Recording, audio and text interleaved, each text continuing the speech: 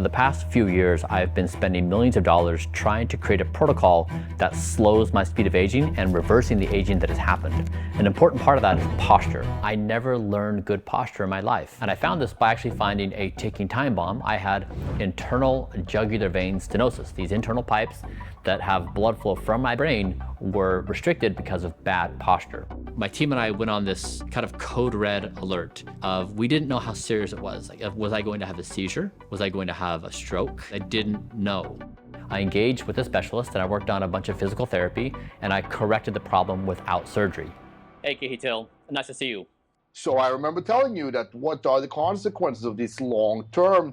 We are still in early stages in research there. Can this have an influence on the development of various craniological disorders, such as early dementia, for example? And I would say it's plausible, and I know that many share that view. So even though you weren't suffering per se, but you were having some headaches, a little bit of brain fog, stuff like that, we started working on that together with Oliver, and well, we had a pretty good result, didn't we?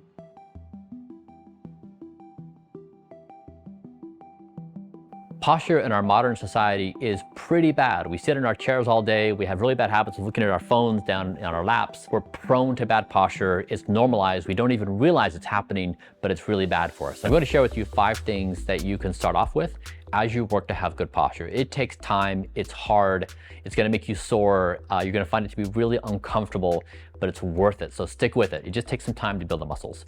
So the 5 things are, first, imagine you have a string going through your spine, up through your head, and it's pulled straight up. So when I'm trying to find the right posture position, I'm just imagining someone pulling that string above my head.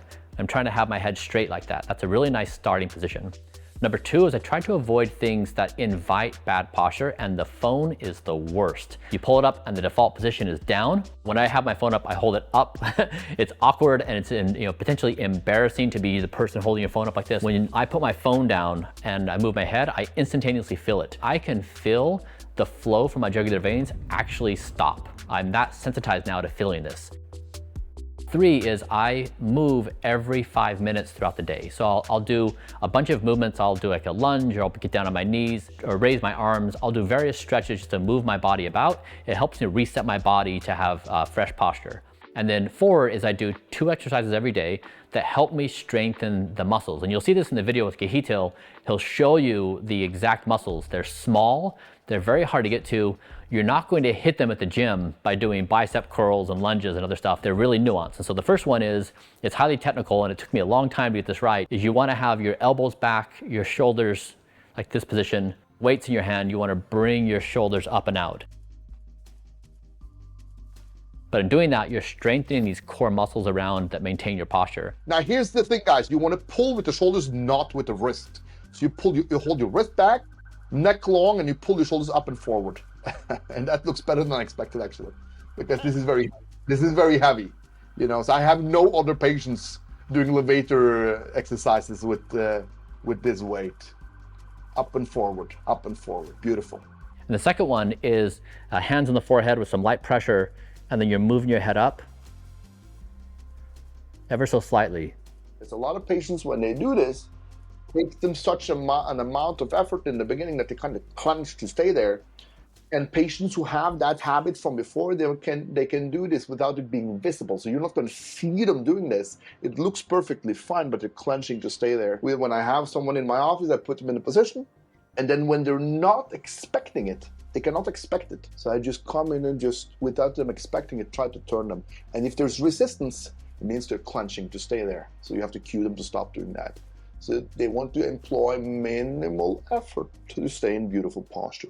When you begin working on your posture, you're going to feel incredibly sore. It's gonna hurt all over, and you're gonna feel all the muscles you never felt. You're gonna find out it takes a lot of muscle to maintain proper posture. Improving my posture has been one of the most important things I've done in the entire effort of Blueprint. There's also this really interesting element of identity, where when you maintain proper posture and you put you're standing up straight, it's a representation that you're proud of yourself and that you're okay to be who you are, and you don't need to shy away from others and be like, oh, I'm just grateful I'm here. Like, you're proud to be alive, you're happy to be alive. People are going to immediately identify you have unusual posture that's good because everyone around you has bad posture. So do it. It will have a very positive effect of encouraging others to also be aware. It's really hard to maintain bad posture when you're around somebody who's maintaining good posture. So it has really positive effects on everyone you're around. All this said, make sure you talk to your doctor. I'm speaking from my experience working with my doctors using our medical grade imaging, but of course everybody's individual case is different. So I'd encourage you to also include your practitioner in terms of anything you're doing to change your lifestyle.